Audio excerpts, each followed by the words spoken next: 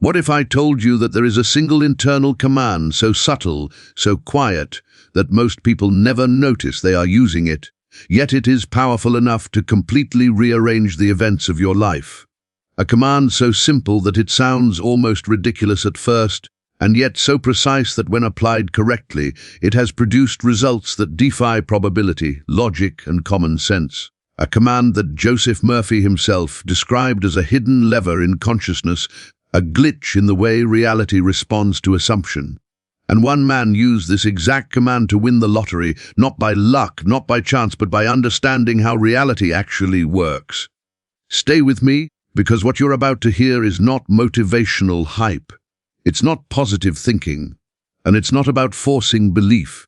This is about something far more unsettling and far more powerful. It's about the sentence you are already speaking inside yourself right now, and how that sentence is quietly shaping what shows up in your life tomorrow. Joseph Murphy did not arrive at this understanding comfortably. There was a period in his life when everything he taught, everything he believed about prayer, faith, and the subconscious mind seemed to collapse under the weight of contradiction. He had studied theology. He had studied psychology. He had devoted his life to understanding spiritual law. And yet, despite all of this knowledge, there were moments when the outer world seemed to mock his deepest convictions. He saw people pray sincerely and receive nothing. He saw others stumble into success without effort. He saw good people struggle endlessly while others prospered effortlessly. And in one particularly dark chapter of his life, Murphy found himself facing the uncomfortable possibility that he had misunderstood something fundamental about how reality responds to consciousness. It was in that moment, not in triumph, but in frustration, that Murphy made the discovery that would later become the foundation of his life's work. He realized that belief itself was not the true creative force. Emotion alone was not enough. Repetition was not the key. The mechanism was far simpler and far more dangerous than most people realize. Murphy discovered that every person is constantly issuing commands to their subconscious mind, not through deliberate affirmations, but through inner speech, through the quiet, unnoticed sentences spoken internally when no one else is listening. And these sentences are not descriptions. They are instructions. Most people think their thoughts are reactions to reality. Murphy realized they are precedents. Consider this for a moment. When something goes wrong in your life, what do you say to yourself? Not out loud, internally. When you look at your bank account, when a relationship disappoints you, when your body feels tired or unwell, what is the sentence that forms automatically in your mind? That sentence feels harmless. It feels like observation. It feels like realism. But Murphy discovered that it is none of those things. It is a command. The subconscious mind does not argue. It does not analyze. It does not fact-check. It accepts the sentence as law and begins organizing your future experiences to confirm it. This is where everything changes. Murphy noticed something disturbing when he examined his own inner dialogue. He realized that even while teaching faith and abundance, he was privately speaking sentences of doubt. Quiet sentences like, "This is harder than it should be," or "Maybe this won't work for me." He was unknowingly canceling his own prayers with his inner speech. And once he saw this, he couldn't unsee it. The outer world, he realized, does not create your inner state.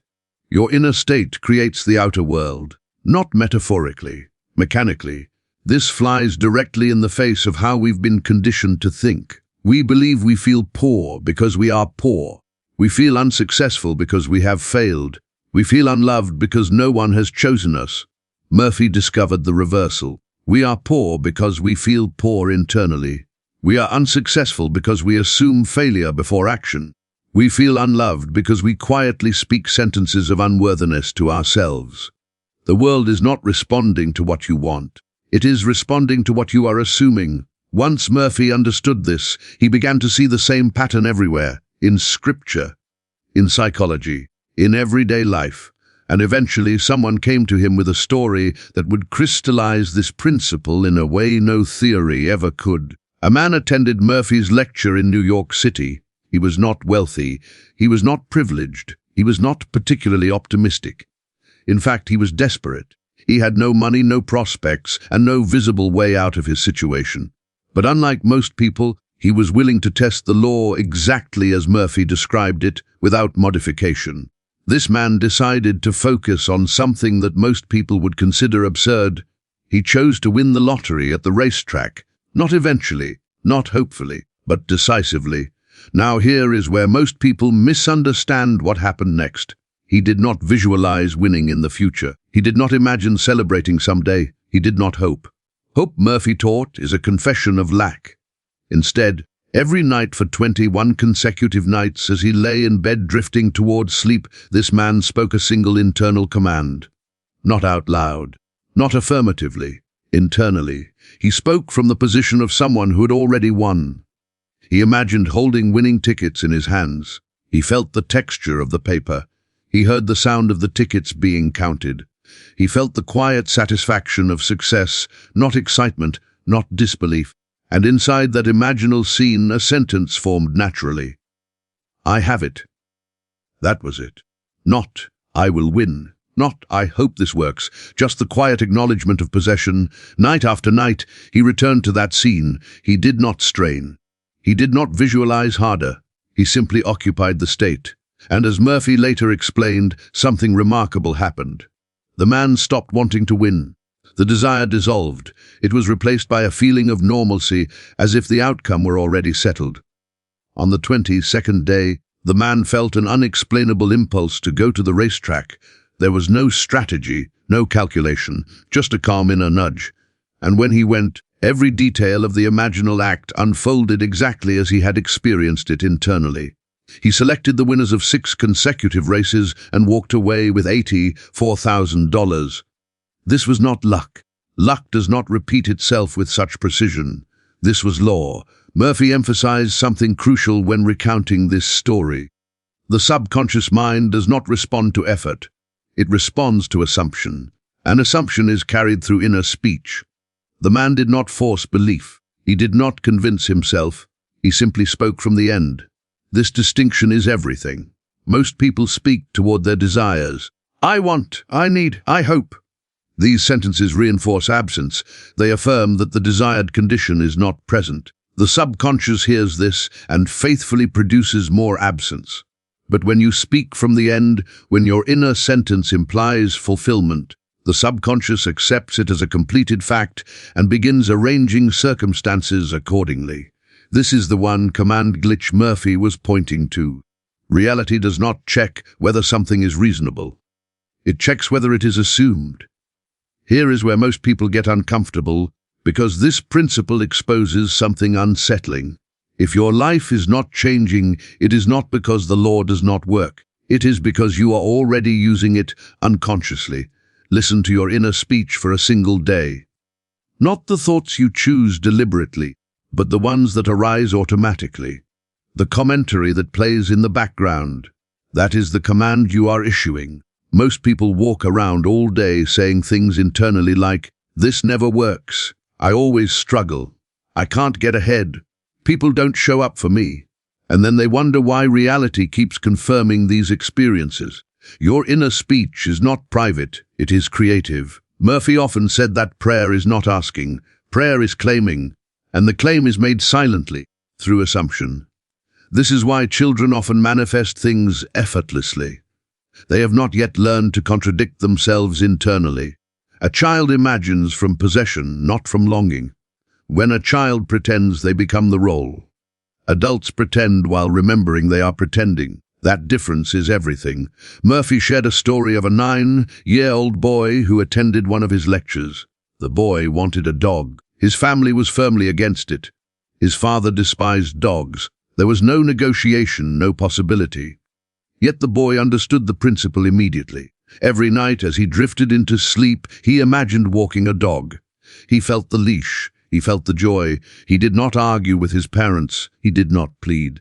He did not hope. He assumed. 6 weeks later, his father came home with a puppy, unable to explain his own decision. The boy did not change the father. He changed himself. This is the part most people miss. You do not manipulate reality. You do not force outcomes. You occupy a state, and reality reorganizes itself to match it. The outer world is not stubborn. It is obedient. Murphy explained that the subconscious mind is like soil. It does not care what seed you plant. It grows what you give it. And inner speech is the seed. Every sentence you speak internally is an instruction. Every assumption is a blueprint. The reason affirmations often fail, because they are spoken while the inner speech remains unchanged. You can say, "I am wealthy," out loud 100 times, but if the inner voice whispers, "This is nonsense," the whisper wins. The subconscious listens to the dominant, emotionally accepted sentence, not the loudest one. This is why Murphy emphasized the state akin to sleep, that drowsy threshold where the critical mind softens and inner speech becomes more fluid. In that state, the sentence you repeat is not argued with. It is accepted. The man who won the lottery did not repeat dozens of affirmations. He did not visualize for hours. He used one internal command, spoken from fulfillment, in the receptive state of consciousness. This is the glitch. Reality does not respond to effort. It responds to identity. When you assume something internally, you temporarily become the person for whom that thing is true. And reality must follow identity. This is why probability does not apply. Probability governs patterns. Assumption governs states. Most people sabotage this process by checking the world for confirmation. They look for signs. They measure progress. And each time they do, they speak a new sentence internally. "It's not here yet." That sentence resets the command. Murphy taught that persistence is not about forcing reality. It is about stabilizing the state until it feels natural. The man did not persist because the law was slow. He persisted because he needed to become convinced. Once the assumption felt normal, the outer event followed effortlessly. This is why the command must be simple. A single sentence, something natural. Something you would say if the desire were already fulfilled. Not a wish, not a demand, a recognition. The subconscious understands recognition. Ask yourself this: if your desire were already fulfilled, what would you be saying to yourself casually? Not ceremonially, casually. That is the sentence. And that sentence, repeated internally in the drowsy state, becomes the new instruction. Murphy called this living from the end, not living toward it, not preparing for it, living from it. When you live from the end internally, you stop asking reality to change. You assume it already has, and reality has no choice but to catch up. This is not about pretending the world is different. It is about occupying the state where it is. The man who won the lottery did not walk around excited or obsessed. He became calm, detached, certain. That certainty was not emotional, it was structural. Once you understand this, you begin to see why so many people fail despite effort. They are speaking two sentences at once, one out loud, one internally, and the internal one always wins. Murphy said the subconscious is always eavesdropping. So what are you telling it? When you lie down tonight, you will speak a sentence internally, whether consciously or not. You always do. That sentence will plant tomorrow's conditions. The question is whether you will choose it. The one command glitch is not something you activate. It is something you stop misusing. You are already issuing commands. You are already assuming. The law is already working. The only difference between those who struggle and those who seem blessed is awareness. Once you see this, there is no going back. Because every time you speak internally, you will know you are not just thinking. You are instructing. And the most unsettling realization of all is this: reality has been agreeing with you all along. Not with your hopes, not with your prayers, but with your assumptions. The lottery win was not the miracle. The miracle was understanding the command. And once you understand it, you will realize that winning money was the smallest demonstration of its power. Because the same mechanism governs health, relationships, confidence, opportunity, and timing. The same sentence creates all of it. The glitch is not in reality, it is in you. And this is why the moment you truly understand this principle, your relationship with life begins to change in subtle but unmistakable ways. You stop pleading with circumstances. You stop trying to overpower reality with effort. You stop chasing signs and confirmation. Instead, you begin listening to yourself. You notice the sentences that slip through unnoticed.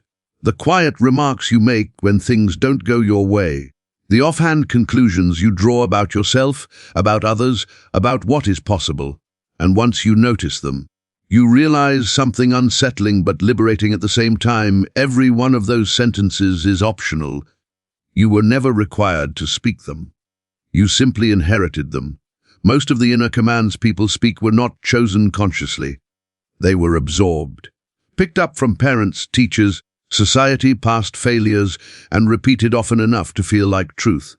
But repetition does not make something true. It only makes it familiar. Murphy understood that familiarity is the real enemy, not negativity.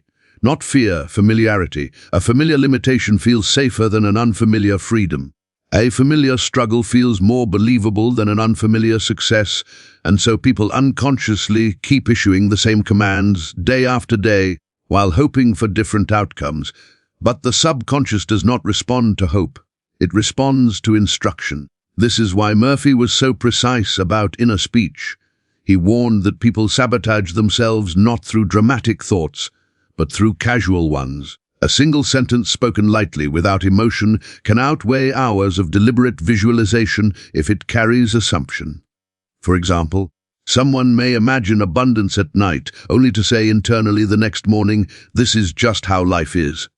That sentence erases the work, not because the imagination failed, but because the command was overwritten.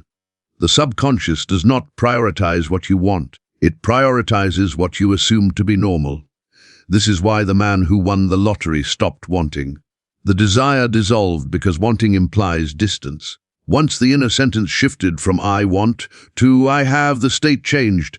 And once the state changed, reality followed.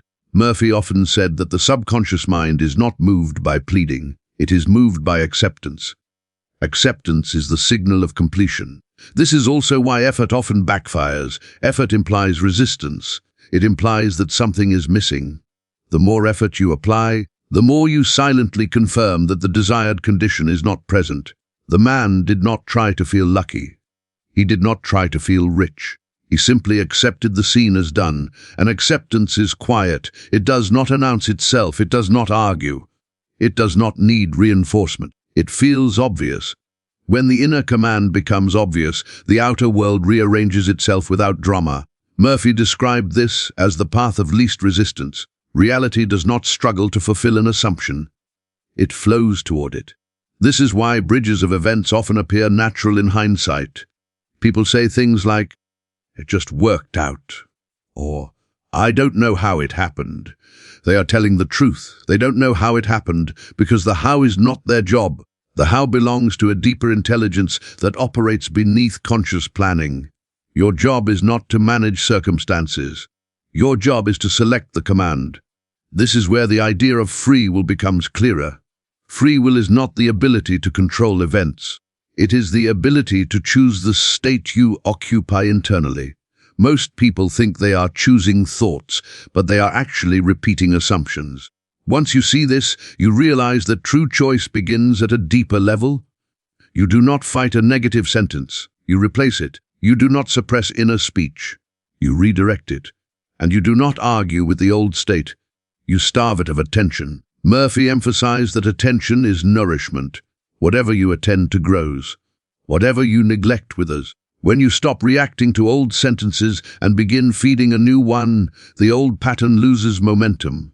This is why the practice is done at night, not because night is magical, but because the mind is less defensive. In the drowsy state, the sentence slips past resistance. It is heard as truth, and once it is heard, it is obeyed. The command does not need to be repeated all day. It needs to be accepted once deeply. Repetition is not for convincing the subconscious, it is for convincing you. As you repeat the sentence from fulfillment, something subtle happens. The emotional charge around the desire weakens. You feel calmer, less urgent, less reactive. This is the sign that the assumption is taking root. Most people mistake this calm for failure. They think, "I don't feel excited anymore, maybe it's not working." In reality, the opposite is happening. The state is stabilizing. Excitement belongs to anticipation. Calm belongs to possession. When you possess something internally, you no longer chase it emotionally. You expect it. Expectation is the language the subconscious understands best. This is also why desperation blocks manifestation. Desperation is a loud declaration of lack. It tells the subconscious, this is not here, and I am afraid it never will be, and the subconscious, loyal as ever, obeys.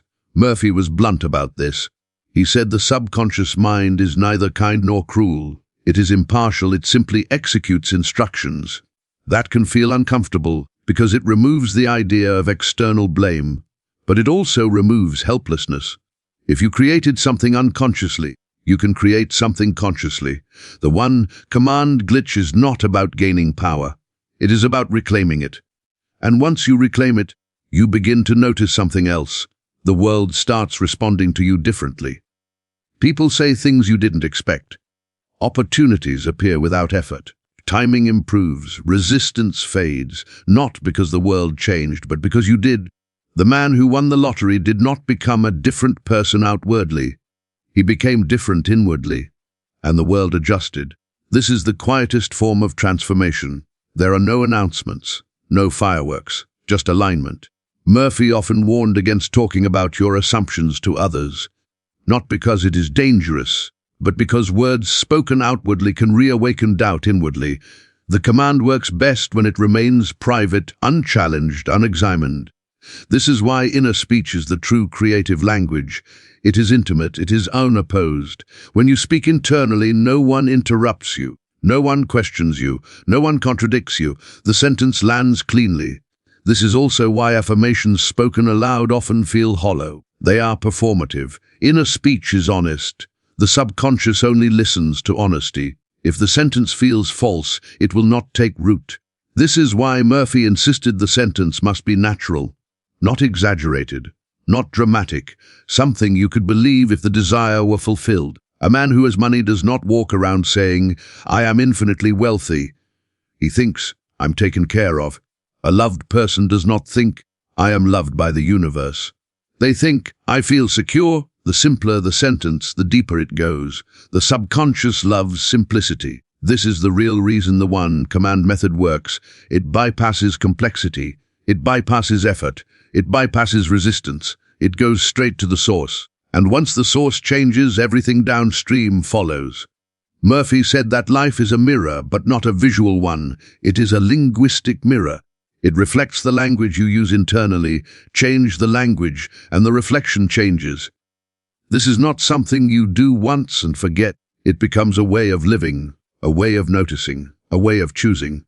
Every time you catch an old sentence and replace it gently, you are shifting states. Every time you refuse to argue with appearances and return to the assumption, you are stabilizing the command. And eventually, the new sentence speaks itself. You no longer repeat it deliberately. It becomes automatic. When that happens, the manifestation is inevitable. Not because you forced it, but because nothing is contradicting it anymore. The lottery win was dramatic, but the principle is quiet, and that is why most people miss it. They are looking for fireworks. The law whispers. They are looking for techniques. The law responds to identity. They are looking for permission. The law is already operating. Once you understand this, the question is no longer whether it works. The question becomes, what are you commanding right now? Because whatever it is, reality is already listening, and it is already agreeing. And this agreement between your inner speech and your outer world is happening constantly, without pause, without judgment, without delay. It has been happening your entire life, long before you ever heard the name Joseph Murphy. Long before you ever questioned how reality works. The mechanism was already in motion, faithfully responding to whatever you assumed to be true. This is why so many people feel trapped without understanding why. They try to change circumstances while leaving the command untouched.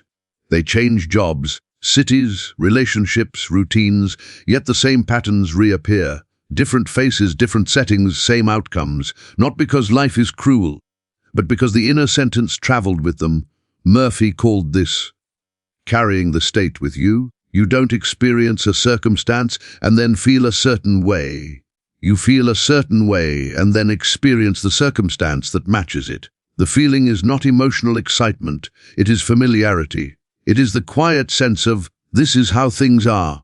And whatever feels like, this is how things are, becomes how things are. Most people think the hard part is believing something new. It isn't. The hard part is letting go of the old assumption that feels safe simply because it's known. Struggle can become an identity. Lack can become a companion. Even disappointment can become comfortable when it's familiar. This is why Murphy warned that the greatest obstacle is not doubt, but attachment to the old story. The subconscious does not cling to what is true. It clings to what is repeated. If you have been repeating a sentence for years, it will not disappear overnight. Not because it is powerful, but because it is practiced. And practice creates momentum. This is why persistence matters, not persistence in hoping. Persistence in occupying. Each night you return to the fulfilled state, you weaken the old structure and strengthen the new one. You are not fighting the old sentence. You are outgrowing it. Eventually something subtle shifts. The old sentence begins to sound foreign. It feels exaggerated. You catch yourself saying it and think, that's not really true anymore. That moment is critical. That is the moment the state is changing. From there, the outer world begins to respond, not dramatically at first, but incrementally. A conversation goes differently. A delay resolves itself. An opportunity appears without struggle. These are not signs you chase. They are consequences. Murphy cautioned people not to treat manifestation like superstition. Looking for omens, numbers, or symbolic reassurance keeps the mind oriented toward waiting. Waiting is another form of lack. The law does not require reassurance. It requires assumption. When you assume, you do not wait, you expect. Expectation is calm. It does not rush. It does not panic. It simply knows. This is why the man who won the lottery did not obsess during the day. He did not check his bank account repeatedly. He did not talk himself into belief. He simply returned to the state at night and let the day take care of itself. Daytime effort is irrelevant when the nighttime command is clear. Murphy often said that the night molds the clay and the day reveals the form. This is also why overthinking ruins the process. Analysis reintroduces doubt. Doubt introduces contradiction, and contradiction weakens assumption. The subconscious cannot act on mixed instructions. When you say, I have at night, and maybe not, during the day, you are issuing conflicting commands. The subconscious resolves this by defaulting to the most familiar one. This is why neutrality during the day is better than forced positivity. You don't need to think about the desire constantly. You just need to stop contradicting it. Silence is powerful. When you no longer argue internally, the assumption settles. Murphy described this as letting the seed germinate. You don't dig it up every hour to check its progress. You trust the process because you understand the law. The man trusted not because he was blind, but because he had experienced the mechanism working internally first. The external result was just confirmation. This is another important point. Manifestation does not begin in the world. It begins in your perception of yourself. Before the money appeared, the man felt like a man who had already succeeded, not emotionally high, not euphoric, simply complete. Completion is the key signal. If you feel incomplete, you will act, think, and react from incompletion. And the world will mirror it. If you feel complete even quietly, the world has no choice but to reflect that completeness. This is why the sentence must imply fulfillment, not request it. Requests keep you in the position of asking. Implications place you in the position of having, and the subconscious only creates from having. Murphy made it very clear that this law does not judge the content of the assumption. It works equally for wealth and poverty, confidence and insecurity, health and illness. The law is neutral. This neutrality is what makes it so powerful and so dangerous. If you speak sentences of limitation casually, the law obeys casually. If you speak sentences of fulfillment deliberately, the law obeys deliberately. There is no moral filter, only consistency. Once you grasp this, you realize why most people's lives look the way they do. Not because of fate, not because of chance, but because of habitual inner speech. Your habits are not just actions. They are linguistic. Change the language, and behavior follows. Change the behavior, and circumstances follow. The chain always starts internally. This is why Murphy insisted that imagination is not fantasy. It is rehearsal, and rehearsal creates muscle memory. Your subconscious does not distinguish between an event rehearsed with feeling and one experienced physically. Both leave an imprint. This is why the man's body reacted during the imaginal act. Goosebumps are not mystical. They are physiological confirmation that the nervous system has accepted the scene as real. When the body believes, the subconscious acts. This is also why forced affirmations fail. They stay in the intellect. They never reach the nervous system. The one command method bypasses the intellect entirely. It speaks directly to the part of you that executes. And that part does not ask for proof. It asks for clarity. Once clarity is present, action begins behind the scenes. This is where timing becomes interesting. Many people think manifestation is delayed. It is not. The internal shift happens immediately. The external reflection appears when resistance has been removed. Resistance is not external obstacles. It is internal contradiction. Once contradiction dissolves, the bridge of events forms naturally. Murphy called these bridges incidents. But they are not random. They are coordinated. The man did not plan to go to the racetrack that day. He felt compelled. That compulsion was not emotional. It was directional. When the subconscious has accepted an outcome, it begins guiding behavior subtly toward it. This is why inspired action feels effortless. It is not forced. It feels obvious in hindsight. You don't push the river. You follow its current. The current is the assumption. Once you are aligned with it, life moves you. This is the true meaning of faith, not belief without evidence, but loyalty to an internal state despite appearances. Faith is not hoping things will work out. Faith is refusing to speak the old sentence again, and that refusal does not require willpower. It requires awareness. You cannot change what you do not notice, but once you notice, you cannot unnotice. From that moment forward, every internal sentence becomes a choice, and every choice becomes a command. This is why Murphy said that man's greatest responsibility is not action, but assumption. Assume wisely, because the law is always listening, and it never says no. And once you truly accept that the law never says no, something profound begins to settle in. A quiet responsibility replaces the old sense of helplessness. Not a heavy responsibility, not guilt or pressure, but awareness. The awareness that you are not reacting to life as much as you are authoring it, sentence by sentence, assumption by assumption. This is why Murphy emphasized that the most important work is invisible. No one sees you choosing your inner speech. No one applauds when you interrupt an old assumption. No one rewards you immediately for refusing to repeat a familiar complaint. And yet, this invisible work is the only work that actually moves reality. Most people spend their lives trying to move the mirror. They push harder. They struggle more. They try to fix reflections, and the mirror reflects the effort back to them as resistance. Murphy saw this clearly. He saw that the world does not yield to force. It yields to alignment. Alignment is internal agreement. When what you say inside matches what you desire to experience, the world follows effortlessly. When there is disagreement inside, one sentence hoping, another doubting, reality reflects the conflict. This is why clarity is power. A single clear command outweighs 1,000 conflicted wishes. Murphy often compared the subconscious to a perfectly obedient servant with no sense of humor. It does not interpret metaphor. It does not understand sarcasm. When you say internally, "Of course this would happen to me," it does not know you are joking. It takes you seriously. This is why careless inner speech can be so destructive. Not because the words are negative, but because they are accepted. Most people speak sentences they would never say to someone else. They would never tell another person, "You always fail," or "Nothing ever works for you." And yet, they say these things to themselves daily. The subconscious listens just as attentively.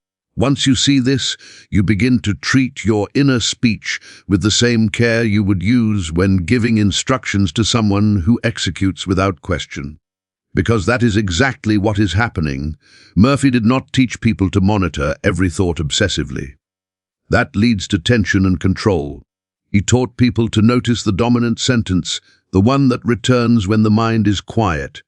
That sentence reveals the state. You don't need to fix everything at once. You don't need to correct every passing thought. You only need to change the root command, the dominant sentence. Once the dominant sentence changes, the minor ones fall in line naturally. This is why the one command method works where complexity fails. It targets the source, not the symptoms. Complex methods give the mind something to do.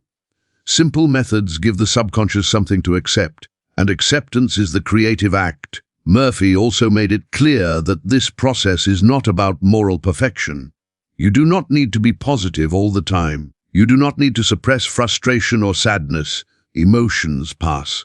States remain. A moment of doubt does not undo an assumption. A habitual sentence does. This is important because many people abandon the process the moment they feel uncertain. They think, I ruined it. They didn't. Feelings fluctuate. Commands persist. What matters is what you return to. When you notice doubt, you do not fight it. You do not argue with it. You simply return to the assumption. Over time, doubt loses relevance. Murphy often said that the law is not offended by human emotion. It is only confused by contradiction, so don't contradict yourself. If you can't feel confident, be neutral. If you can't feel fulfilled, be quiet. Silence is better than negation, and when you return to the command, return gently, without desperation. Without urgency, urgency belongs to lack. The fulfilled state does not rush. This is why the most effective commands feel almost boring. They lack drama. They feel obvious. I'm taken care of. It always works out. I have more than enough. These are not affirmations designed to impress. They are acknowledgements designed to settle. The subconscious loves settlement. Once settled, it moves. Murphy noticed that people who succeed with this law often report a strange sense of inevitability before the manifestation occurs. Not excitement, not anticipation, just a quiet knowing. They stop thinking about the desire as much, not because they gave up, but because it no longer feels unresolved. Resolution happens internally first. This is why chasing results delays them. Chasing is a form of checking. Checking implies uncertainty. Uncertainty weakens the command. When you stop checking, the command stabilizes. Murphy said that the world rearranges itself when the inner conversation changes. Not because the world is responding to you personally, but because consciousness is the medium of experience. You do not live in a world and have consciousness. You live in consciousness, and the world appears within it. Once you understand this, the idea of a glitch makes sense. It feels like cheating because it bypasses effort. It bypasses struggle, it bypasses probability, but it is not cheating. It is compliance with how reality actually functions. The lottery win was shocking because it violated statistical expectations. But statistics describe patterns of unconscious behavior. They do not govern conscious assumption. Most people play the lottery hoping. Hoping reinforces losing. One man played from possession. Possession overrides odds. This does not mean you gamble irresponsibly. It means you understand the principle behind the outcome. The same principle applies to opportunities, connections, health, timing, and insight. When you assume clarity, you receive guidance. When you assume support, support appears. When you assume value, the world reflects it, not instantly in every case, but inevitably. Inevitability is the signature of the law. Murphy often said that once an assumption is impressed, the subconscious cannot help but externalize it. It seeks confirmation. It will guide your attention. It will influence your decisions. It will alter how others respond to you. It will orchestrate coincidences, not magically, mechanically. The mind that assumes success notices opportunities. The mind that assumes failure overlooks them. The world did not change. Perception did, and perception is reality.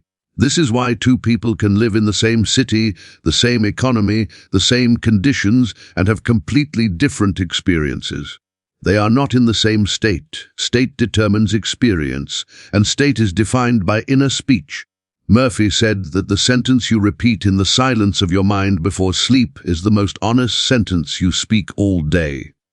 It is unfiltered. It is unperformed. That sentence is your true prayer, and it is always answered. If you speak from fear, you receive more fear. If you speak from security, you receive support. If you speak from lack, you receive obstacles. If you speak from fulfillment, you receive evidence. The law does not decide, it reflects. This is why there is no favoritism in reality. No one is chosen. Everyone is responding to their own assumptions. This can feel sobering at first, but it is ultimately liberating, because it means nothing is fixed, not your past, not your identity, not your trajectory, only your command. And commands can be changed. The moment you decide to stop repeating the old sentence, the future loosens. It may not change overnight in appearance, but it changes immediately in direction, and direction is everything. Murphy taught that once direction changes, momentum follows, and once momentum builds, results appear naturally. You don't push a train already moving, you just stay on track. The one command glitch is simply this: reality obeys the sentence you believe you are describing. You think you are commenting on life. You are not. You are instructing it. And once you understand that, you realize the most powerful sentence you can speak is not dramatic. It is quiet. It is assumed. And it is spoken from the end. Because when you speak from the end, life has no choice but to begin arranging the middle, silently, precisely, inevitably. And when you finally see that the middle is always being arranged, even when nothing appears to be happening, patience takes on a different meaning. It is no longer passive waiting. It is active trust in a process you understand. Murphy often reminded people that the subconscious mind works fastest when it is not interfered with. Interference comes in many forms: doubt, over-analysis, emotional swings, and especially the urge to help, the manifestation along. Helping usually means returning to old habits of force and control. The moment you feel the need to control, you have stepped out of assumption and back into effort. Effort says, "This isn't done yet." Assumption says, "It's settled." Only one of those produces results. This is why so many people exhaust themselves trying to make things happen. They are working against the very mechanism they are trying to use. They speak the new sentence at night, then spend the day undoing it through worry and micromanagement. Murphy called this double-mindedness, and he warned that it produces stagnation, not because the law is punishing, but because it is receiving mixed instructions. Imagine giving someone two opposite orders at the same time. They would freeze. The subconscious does the same. This is why the simplest path is often the most effective. Assume at night, live neutrally during the day. Neutrality is not giving up. Neutrality is restraint. It is choosing not to contradict what you have already impressed. And this restraint is what allows the bridge of events to form without resistance. Many people ask, how long will it take? Murphy was clear, time is not the variable. Conviction is. Some assumptions take root quickly because there is little inner resistance. Others take longer because they challenge deeply held identities. But in every case, the delay is not external. The moment the assumption feels natural, the outer change accelerates. Naturalness is the signal. When the new state feels like off course, reality responds with off course. This is why Murphy advised against choosing commands that feel unbelievable. Not because they are impossible, but because disbelief creates friction. The subconscious resists what feels unnatural. Start where your nervous system can agree. A man who feels broke cannot easily assume wealth, but he can assume safety. He can assume support. He can assume improvement. And those assumptions build a bridge toward greater states. Murphy emphasized that assumption grows. You do not leap from one extreme to another. You stabilize one state, then move to the next. This is why the sentence must feel honest in the fulfilled state. Not intellectually true, but experientially plausible. The subconscious does not care about words. It cares about meaning. You can say the perfect sentence, but if the meaning underneath is doubt, the doubt is what is impressed. This is why the tone of the inner speech matters more than the wording. The man who won the lottery did not sound excited in his imagination, he sounded certain. Certainty is calm. This calmness is often mistaken for lack of faith. In reality, it is the highest form of faith. Faith is not emotional intensity. Faith is emotional stability. Once the state is stable, life reorganizes quickly. Murphy said that when an assumption is accepted, you often experience a release, a letting go. The desire stops gripping you. You feel lighter, less focused on outcome. This is not indifference. It is completion. Completion frees energy, and that energy is what moves things. This is why people often manifest when they stop trying. They didn't stop assuming, they stopped interfering. The law works best when you get out of its way. This brings us back to the idea of the glitch. It feels like a loophole because it removes struggle from the equation. We are taught that effort equals reward. That struggle is noble, that nothing comes easily. But Murphy discovered that ease is not laziness. Ease is alignment. When your inner speech aligns with your desire, ease follows. The struggle people experience is not required by life, it is required by contradiction.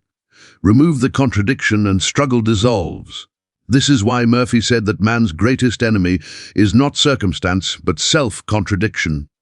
The world is always ready to cooperate. It just needs clear instructions. Once you see this, you begin to understand why ancient teachings emphasized watchfulness, not of behavior, but of thought, not of action, but of speech, inner speech. In the beginning was the word, not spoken outwardly, but spoken inwardly. The word is not sound, it is assumption. And the assumption is always creating. Whether you believe this or not is irrelevant. You are using it anyway. This is why the law works for skeptics and believers alike. Belief is not the requirement. Acceptance is.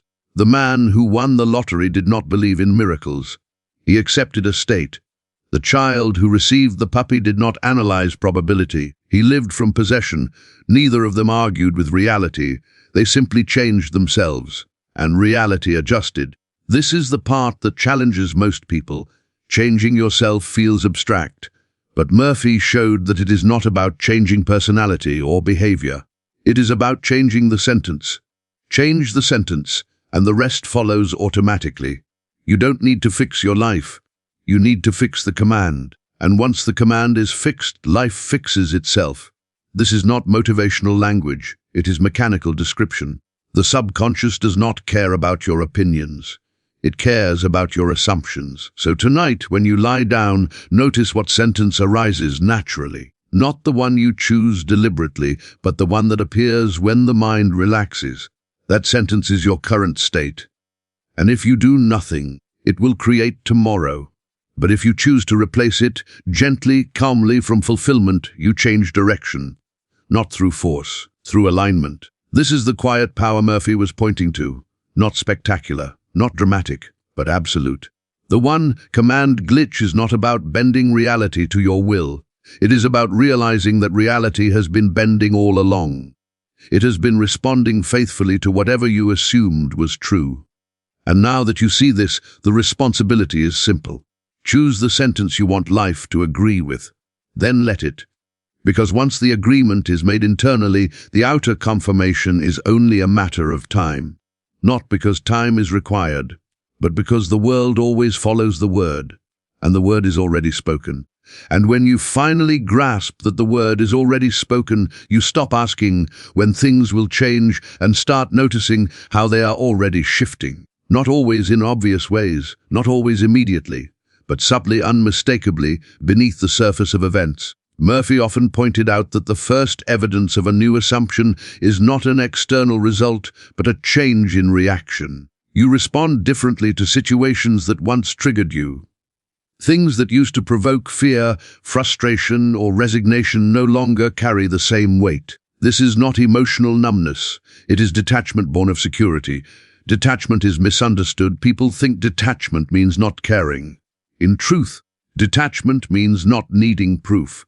It means you are no longer emotionally dependent on outcomes because the state has already been accepted internally. This is why detachment accelerates manifestation. When you no longer need reality to reassure you, reality moves freely. Murphy observed that people who truly impress an assumption often forget about it altogether. Not because they abandoned it, but because it stopped feeling like a problem. The mind naturally releases what feels resolved. Unresolved desires stay loud. Resolved ones go quiet. Silence is a powerful indicator. When your desire becomes quiet inside you, something else becomes loud outside you. Opportunities, movement, synchronicity. Not because you demanded them, but because there is no longer internal resistance. This is also why impatience is a signal. Impatience reveals that the state is not yet assumed. It is still being chased. and chasing implies distance. The fulfilled state does not chase. Murphy said that the law does not reward intensity, it rewards consistency. A gentle assumption held consistently will always outperform an intense assumption held briefly. This is why the one-command method is so effective. It is sustainable. It does not require emotional peaks. It does not exhaust the nervous system. It integrates quietly into your sense of self. Over time, the sentence stops feeling like a technique and starts feeling like a description. At that point, the transition is complete. This is the moment when people often say, "I just knew it was going to happen." They did not know because they predicted the future. They knew because the state was already present. Knowing is not intellectual certainty. It is experiential familiarity. You recognize the state because you are living in it internally. Murphy described this as being mentally at home. In the desired condition, you no longer visit it, you reside there, and residence determines reality. This is why the man who won the lottery did not celebrate internally. Celebration implies an event just occurred.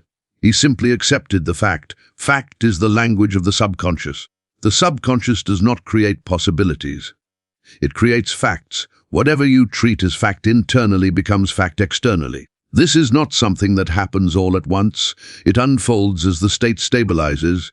The outer world rearranges in ways that seem ordinary but are anything but. A conversation that goes differently. A decision that suddenly feels obvious. A door that opens without force. These are not miracles in the theatrical sense. They are confirmations of alignment. Murphy emphasized that the law works through natural means. There is nothing supernatural about it.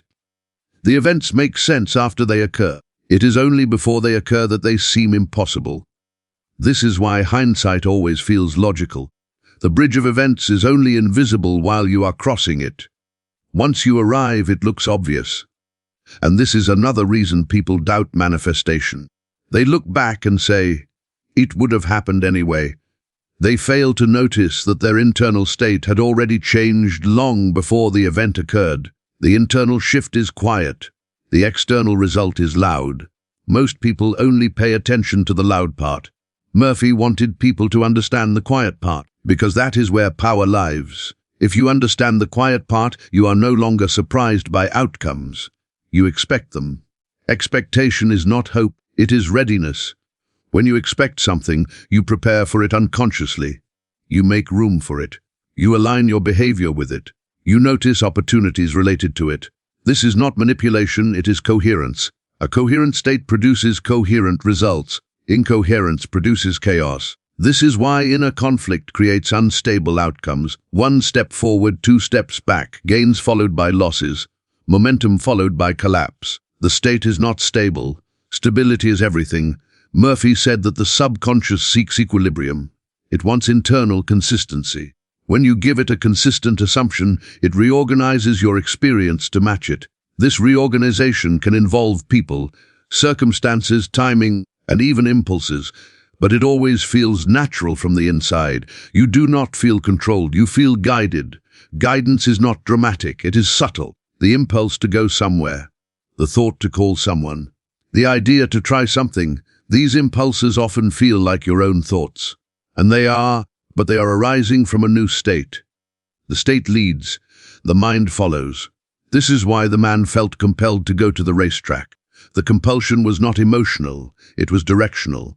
Direction comes from identity. When you assume a new identity internally, behavior reorganizes automatically. You do not need discipline. You do not need motivation. You act in accordance with who you believe you are. This is the deepest implication of Murphy's discovery. You are not changing outcomes. You are changing identity, and identity is defined by inner speech. What you say about yourself internally determines who you are being. When you say, "This always works out for me," you become someone for whom things work out. When you say, "I'm always unlucky," you become someone for whom obstacles appear. The law does not evaluate fairness, it evaluates consistency. This can feel harsh until you realize it is also impartial. It will work just as faithfully in your favor once you understand it. Murphy did not teach this to make people feel responsible for their suffering. He taught it to show them the way out. You cannot change the past command, but you can change the current one, and the current one is always the most powerful. The present assumption overrides the past. This is why change can be rapid once the state shifts. Years of struggle can dissolve quickly when the root command is replaced. Not because time collapses, but because resistance collapses. Resistance is what stretches time. Remove resistance, and things move fast. Murphy often said that the speed of manifestation is directly proportional to the absence of inner opposition. When there is no opposition, there is no delay. This is why people sometimes experience sudden breakthroughs after long periods of stagnation. The stagnation was not due to lack of effort. It was due to internal conflict. The breakthrough occurs when the conflict resolves. Resolution happens through acceptance. Acceptance is not resignation, it is alignment. When you accept the fulfilled state internally, you stop arguing with reality, and reality stops arguing with you. This is the quiet symmetry of the law. You do not command the world directly. You command yourself, and the world follows. Once you see this, you realize the most important conversations in your life are the ones no one else hears. The sentences you whisper to yourself in moments of stillness, the conclusions you draw when things go wrong, the assumptions you return to when the mind relaxes. These are the true architects of your experience. The one command glitch is not hidden because it is secret. It is hidden because it is ordinary. It is happening all the time, and now that you see it, you cannot unsee it. From this point forward, every inner sentence carries weight. Not because you are trying to control life, but because life has been listening all along. And when you realize that life has been listening all along, a strange calm begins to replace the old urgency. The pressure to figure everything out starts to fade. You stop trying to predict outcomes, stop rehearsing worst-case scenarios, stop bracing yourself for disappointment. Not because you've become naive, but because you've shifted the source of authority. You no longer look to circumstances to tell you what is possible.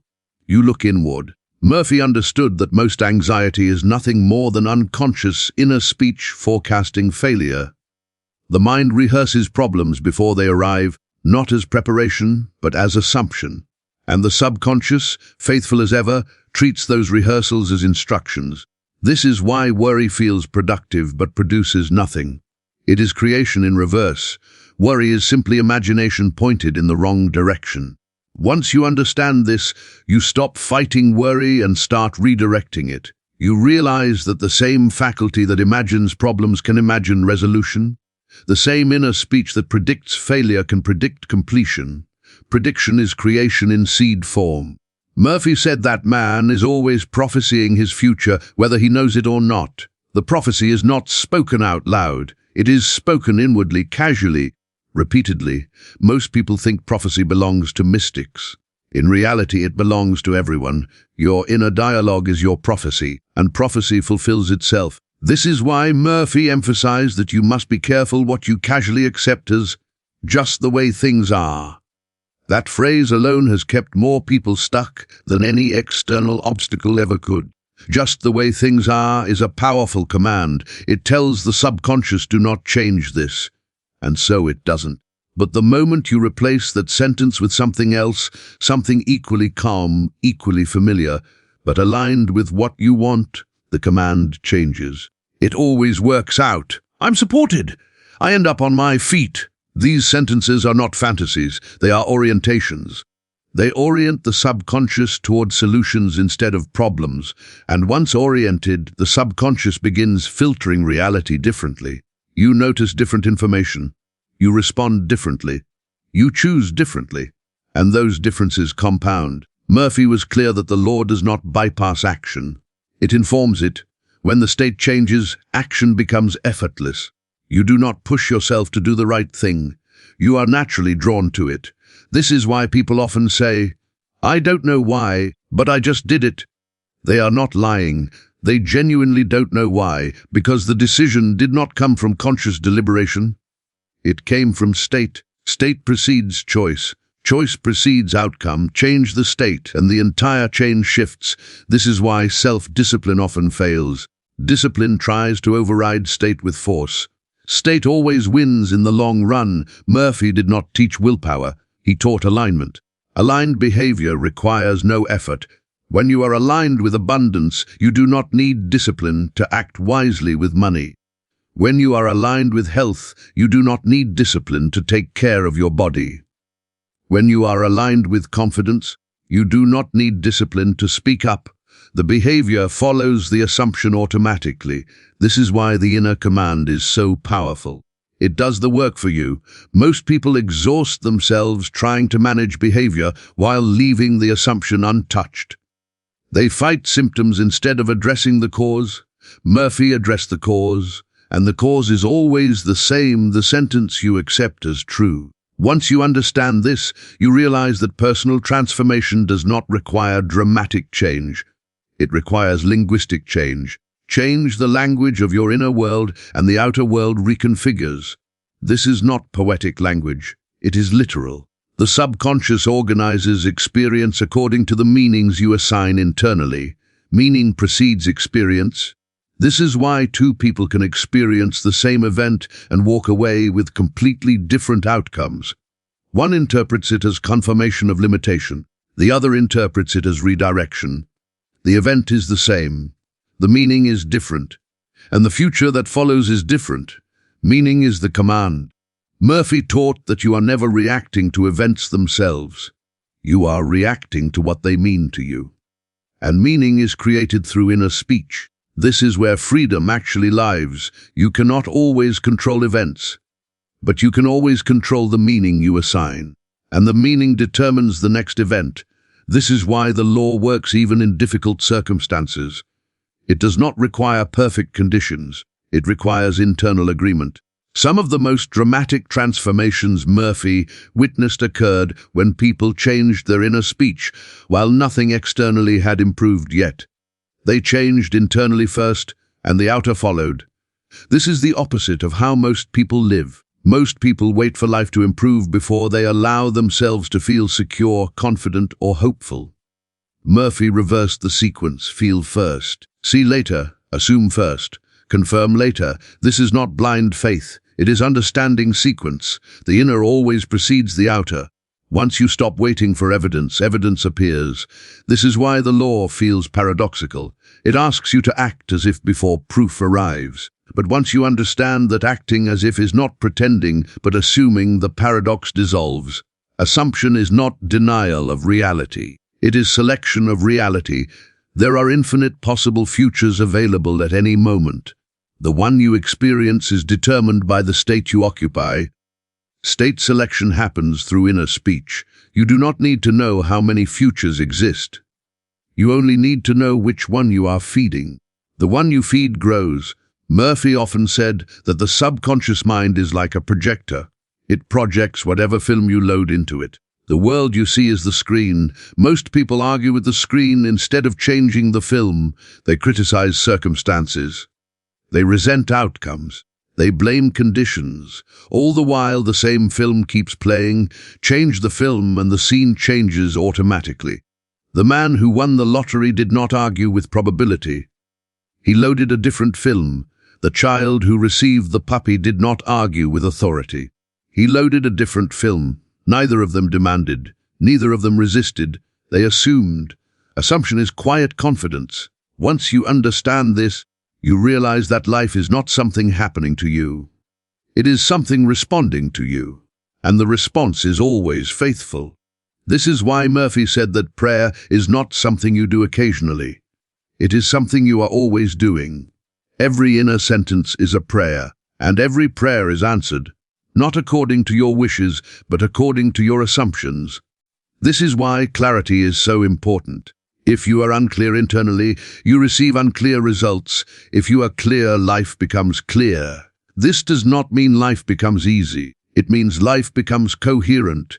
Challenges still arise, but they no longer define you. They become part of the bridge, not the destination.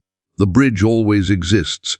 You just don't see it until you walk it. Murphy taught that once you accept the end, the bridge appears step by step. You do not need to see the whole path. You only need to take the next step when it appears. This requires trust, not in the universe, but in the law. The law is consistent. It has never failed. It cannot fail, because it is simply reflecting what you assume to be true. And now that you understand this, the question is no longer whether you can change your life. The question is whether you are willing to change the sentence, because the sentence is the switch, and once it flips, everything else follows. And once you recognize that the sentence is the switch, you stop searching for anything outside yourself to save you. You stop waiting for permission. You stop waiting for confidence to arrive before you act, because you finally see that confidence is not a prerequisite. It is a consequence. Murphy made this point repeatedly. You do not wait to feel different in order to change your inner speech. You change your inner speech, and the feeling follows naturally. Most people try to reverse this. They wait to feel motivated before assuming success. They wait to feel love before assuming worth. They wait to feel secure before assuming abundance. And while they wait, they keep issuing the same old command. The law does not respond to waiting. It responds to decision. A decision is not a declaration made out loud. It is an inner conclusion. A quiet, "This is how it is now." Once that conclusion is reached, behavior, emotion, and circumstance reorganize around it. This is why Murphy said that the moment of change is always internal and always private. There is no ceremony, no announcement, just a shift. From that moment on, the old sentence loses authority. It may still appear out of habit, but it no longer feels convincing. You hear it, recognize it, and let it pass. And each time you do, its influence weakens. This is how states dissolve, not through force, but through irrelevance. Eventually, the old command no longer arises at all, and when it disappears internally, it disappears externally as well.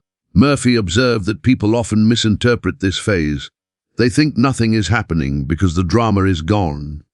In reality, the work is complete. The seed has taken root. Growth happens underground first. You do not see roots forming. You only see the plant once it breaks the surface. But by then, the outcome is inevitable. This is why patience feels different when you understand the law. It is no longer anxious waiting. It is quiet expectancy. Expectancy is relaxed. It is the difference between checking the oven every minute and knowing the meal will be ready because you understand how cooking works. Understanding removes urgency. Urgency is a sign of ignorance. Once you understand the process, you trust it. Murphy taught that trust is not emotional reassurance. It is intellectual clarity combined with experiential confirmation. Once you've seen the law work internally, you don't need external proof to continue. The man who won the lottery did not need to see signs. The child who received the puppy did not need reassurance. They trusted because the state felt settled. Settlement is the signal. When the inner argument ends, the outer one ends too. This is why Murphy warned against discussing your assumption with people who do not understand the law.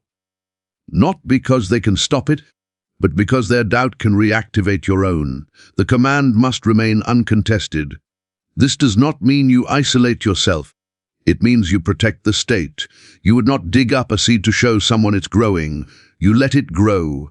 The subconscious works best in privacy. This is why inner speech is the perfect medium. It is unseen, uninterrupted, and sincere. No performance, no audience. Just truth, and truth, in this context, is not what is currently visible, it is what is assumed. Assumption is not lying to yourself. It is selecting a premise. Every thought begins from a premise. Most premises are inherited. The one command method allows you to choose yours. Choose carefully, because whatever premise you accept, your mind will spend the rest of the day proving it. If you accept struggle as a premise, you will find evidence everywhere. If you accept ease, you will notice cooperation. The evidence was always there. Your attention simply changed. Attention follows assumption. This is why the law is so precise. It does not override free will. It expresses it. You are free to assume whatever you like, and you will experience the consequences faithfully. Murphy did not teach this to encourage fantasy or irresponsibility. He taught it to restore agency. Once you realize that you are the operant power, you stop blaming circumstances and start selecting states. This is not about controlling life. It is about cooperating with it. Life is always ready to cooperate. It just needs a clear instruction, and clarity does not come from effort. It comes from decision. So now, everything you have heard comes down to something very simple. Tonight, when you lie down, you will speak a sentence internally. You always do. That sentence will either reinforce the old state or introduce a new one. You do not need to force anything. You do not need to visualize dramatically. You do not need to believe blindly. You only need to speak from the end. Choose a sentence that implies completion, not exaggeration, not perfection, just fulfillment. Something you would naturally say if the desire were already resolved. Then repeat it gently as you drift towards sleep, not to make something happen, but because it is already done. And then let it go. Do not watch for results. Do not test reality. Do not demand proof. Let the law work, because it always does. The one command glitch is not a trick. It is not manipulation. It is not superstition. It is understanding. Understanding how reality responds to assumption. Understanding that your inner speech is not commentary, but causation. Understanding that the world you experience tomorrow is being shaped by the sentence you accept tonight. And once you understand that, you realize something extraordinary. You were never powerless. You were never unlucky. You were never blocked. You were simply repeating a sentence you didn't choose. Now you can choose. And once you do, life will respond, not dramatically, not instantly, but inevitably. Because the law does not rush, it reflects, and it always reflects the words spoken within. And this is where everything quietly comes full circle. The reason this knowledge feels so confronting, yet so relieving, is because it strips away the illusion that something outside of you has been deciding your fate. There was never a gatekeeper. There was never a test you failed. There was never a moment when life decided you were excluded. There was only a sentence, spoken so often and so quietly that it became invisible to you. Joseph Murphy did not call this a glitch because it was rare. He called it a glitch because once you see it, it breaks the entire illusion of how reality works. You realize that the struggle was never required. The waiting was never necessary. The effort was never the key. The only thing that mattered was the assumption you lived from. The man who won the lottery did not bend reality. He stopped contradicting it. He did not convince the universe. He convinced himself. And once the inner agreement was complete, the outer world followed with mathematical precision. This is why the law feels merciless and merciful at the same time. Merciless, because it reflects whatever you assume without negotiation. Merciful, because the moment you change the assumption, the reflection must change as well. There is nothing you need to become worthy of this working, no level of spirituality to reach, no discipline to master, no belief system to adopt. You have already been using this law every day of your life. The only difference now is that you are aware of it. Awareness is the turning point. From this moment forward, you will never hear your inner speech the same way again. Every casual sentence will carry weight. Every quiet conclusion will reveal its direction. And instead of fearing this, you will begin to appreciate it, because it means the future is not random. It is responsive. You do not need to control the future. You only need to choose what you assume to be true now. That is the only power you have ever needed. Tonight, when the world goes quiet and the mind softens, listen. Notice the sentence that rises naturally.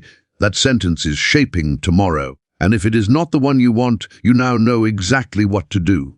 Replace it, gently, calmly, from fulfillment, not to force life to change, but to allow it to reflect what you have already decided. Because the world does not argue with conviction, it does not resist clarity, it does not deny assumption, it simply agrees. And once that agreement is made internally, the rest is inevitable. This was never about winning the lottery. That was just the demonstration. This was about discovering who has been speaking all along, and realizing it has always been you.